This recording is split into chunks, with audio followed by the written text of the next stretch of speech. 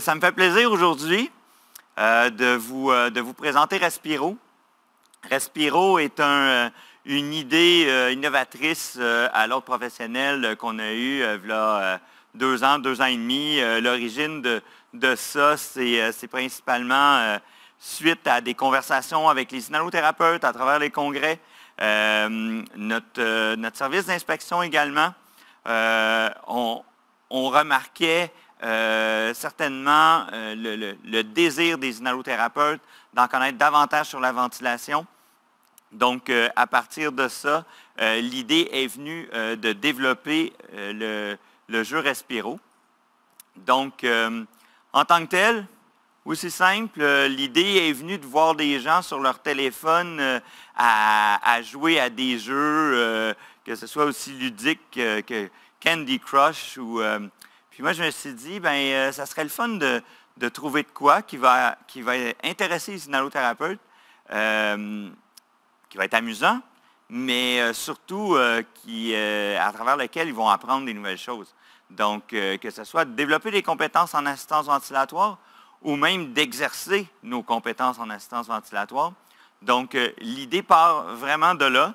On parle d'un jeu sérieux parce qu'il y a une partie qui est ce qu'on appelle un peu le terme anglophone là, de gaming, là, donc d'évoluer dans une application un peu comme les plus vieux de nous, là, ont joué à Zelda ou là, après le premier tableau, on débarrait le deuxième tableau. Donc, c'est un peu dans ce principe de jeu-là.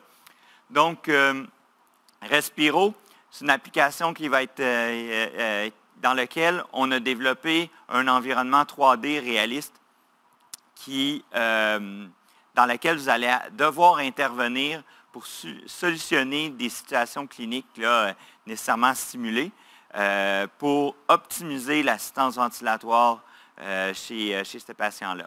Donc, on voit une image là, c'est une idée de ce que vous pourrez voir là, à travers le jeu Respiro. C'est une application qui va être disponible autant en français qu'en anglais. On va avoir une application web, donc sur laquelle vous allez pouvoir utiliser directement sur votre ordinateur, mais aussi, on va la rendre disponible sur Google Play et sur Apple Store. Donc, que vous ayez un appareil mobile de type Android ou de type iOS, vous aurez la possibilité vraiment de l'utiliser et de vous familiariser avec les différentes situations cliniques. Donc, nécessairement, pour pouvoir bien apprécier Respiro, vous allez devoir avoir des connaissances pointues là, en assistance ventilatoire. Donc, on le développe vraiment dans la perspective que les gens ont déjà des connaissances, comme les inhalothérapeutes, en assistance ventilatoire. Puis, on a développé également pour toute clientèle. Donc, vous allez devoir résoudre des situations cliniques pour la clientèle adulte, mais aussi pour la clientèle pédiatrique et aussi en néonatologie. Donc, l'environnement est créé là, dans cette perspective-là. Donc, à l'arrivée à Respiro, vous allez devoir vous créer un compte unique. Et cet identifiant-là, avec votre mot de passe, va être utilisable sur n'importe quelle des plateformes. Donc, vous voulez vous amuser sur votre téléphone dans le métro, en attendant un rendez-vous chez le médecin, chez le dentiste, il n'y aura pas de problème, mais vous voulez l'utiliser à la maison sur PC, avoir une image un peu plus grande, ça va être également possible et disponible. Donc, comme je mentionnais un petit peu plus tôt, le jeu est créé dans le sens qu'il faut résoudre la situation, la première situation qui vous vient dans le jeu avant de pouvoir solutionner les situations futures. Donc, c'est là où on a un petit challenge de jeu, où on appelle ça là, le jeu sérieux. C'est un mot qui vient de l'anglais, le serious game, là, qui est très, très, très populaire là, pour des activités d'apprentissage là, contemporaine. Donc, vous allez avoir, une fois arrivé inscrit dans le jeu, vous allez avoir ce type d'image-là. Donc, vous allez avoir des fiches à gauche dans lesquelles vous allez aller chercher des informations, que ce soit l'historique du patient. Vous allez pouvoir évaluer la condition clinique en allant voir les données en lien avec l'auscultation. Vous avez radiographie pulmonaire à consulter, des analyses sanguines, toutes les informations qui vont être pertinentes à résoudre la situation clinique. Puis, nécessairement, les courbes ventilatoires, tout le monitoring ventilatoire va être super important. Donc, vous allez être en mesure d'apprécier vraiment la condition clinique du patient avec l'aide des courbes ventilatoires, des boucles également. Donc, vous allez être en mesure de consulter les paramètres, la page d'alarme, les mécaniques. Donc, toute l'information qui va être nécessaire pour pouvoir résoudre la situation clinique. Donc, une fois que vous aurez fait une évaluation optimale de la situation clinique, vous allez avoir un choix d'action à poser. Par exemple, vous pourriez décider d'augmenter la FiO2, de modifier les paramètres ventilatoires ou donc, à partir de là, c'est des choix qui vont vous être proposés.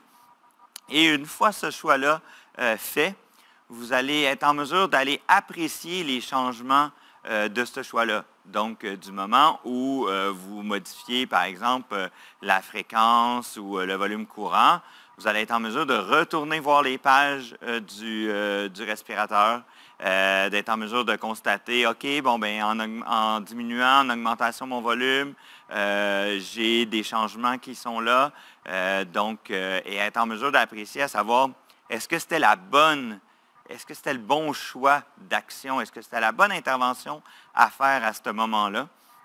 Et une fois que vous aurez décidé oui ou non, vous allez être amené à sortir de cette situation clinique-là et avoir une rétroaction. Donc, on va être en mesure de vous mentionner, OK, bien, vous avez eu le bon raisonnement à travers cette situation clinique-là, ou peut-être ça serait opportun de revoir l'analyse des gaz sanguins, par exemple, ou différentes rétroactions comme ça. Et on va pouvoir vous diriger également vers des lectures appropriées. Donc, je pense par exemple des lignes directrices sur lesquelles on va se pencher pour solutionner la situation clinique.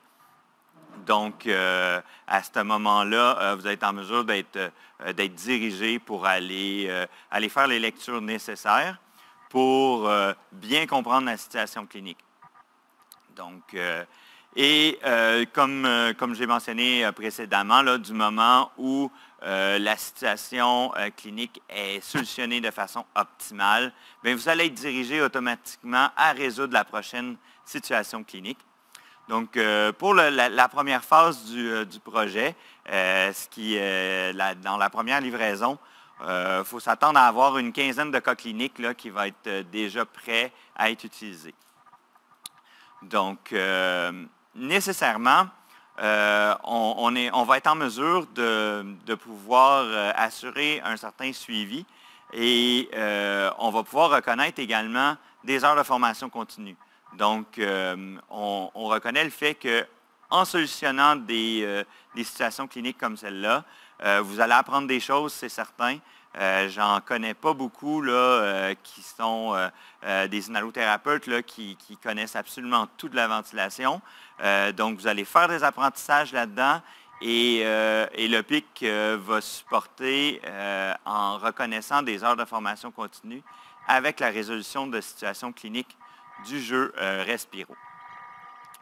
Donc, le lancement, parce que c'est sûrement ça, vous vous posez la question à savoir, on peut-tu avoir accès à ça immédiatement? Malheureusement, non. C'est pour ça qu'on appelait ça une avant-première. C'est un peu comme le teaser d'un film, la bande-annonce du film. Donc, on prévoit vraiment le lancement dans les premiers mois de 2022. J'aurais aimé être en mesure de vous offrir une date à ce temps-ci, mais ce n'est pas possible encore. On est encore en train de travailler à optimiser l'application et à simuler les cas cliniques. Mais on devrait être prêt là, dans les premiers mois de 2022. Et j'aimerais remercier là, vraiment le conseil d'administration de l'OPIC parce que cette idée folle-là a été présentée il y a presque 2 ans au conseil d'administration et ils ont accepté d'embarquer dans ce projet-là qui, en passant, il n'y a rien de comparable qui existe là, dans le monde. Donc, il y a différentes applications là, qui traitent de problèmes médicaux. Il y a des applications qui ont été créées par des facultés de médecine, entre autres aux États-Unis, pour la formation des futurs médecins et où il y a une immersion clinique qui est faite. Mais quelque chose qui est fait spécifiquement pour l'assistance ventilatoire, ça n'existe pas du tout. Donc, le conseil d'administration a embarqué dans cette belle folie-là. Puis, ça va rondement. J'aimerais aussi remercier Connexence, qui est la firme avec laquelle on travaille pour développer cette application-là. Donc, tout le côté technologique, le visuel de l'application, le fonctionnement de l'application. Donc, à l'EPIC, on s'occupe principalement que du côté clinique. Une autre chose qui a été super importante, c'est l'implication des différents partenaires. Donc, on a Getinge, Medtronic, Philips, Vitalaire, qui rapidement ont embarqué dans ce projet-là, autant pour nous partager leurs appareils qu'on a pu, on a été en mesure de les modéliser et de les intégrer dans le jeu. Donc, quand vous allez jouer au jeu, bien, vous allez reconnaître des appareils avec lesquels vous travaillez au quotidien. Mais aussi, par leur apport, cette application-là va être offerte gratuitement là, sur, comme je mentionnais tantôt, Google Play ou Apple Store. Donc, c'est vraiment grâce à eux, grâce à leur support qu'on rend disponible là, cette application-là là, à tous. Et également, je ne pourrais pas passer sous le silence là, l'implication de gens vraiment super investis pour créer des scénarios réalistes. Et on a un environnement, vous allez voir, le décor il est réaliste. On a vu tantôt là, les images avec l'enfant dans le lit, le grand-parent, les respirateurs. On a vraiment l'air d'être dans la chambre au chevet du patient. Mais c'est important aussi d'avoir des scénarios qui sont réels. Donc, M. Stéphane Delille qui travaille activement avec moi pour créer ces scénarios-là, les développer. J'ai aussi l'équipe de Dr Philippe Jouvet du CHU Sainte-Justine pour tout ce qui est les cas de pédiatrie, les cas de néonatologie. Donc, il a rapidement cru à ce projet-là. Et avec son équipe, avec Dr Galland, Dr Racine et Dr Sautier, nous fournit des cas cliniques là, en pédiatrie, en néonatologie. Et également la direction de l'enseignement et de l'Académie du CHUM, parce que tout ça, il y a un côté de simulation derrière tout ça.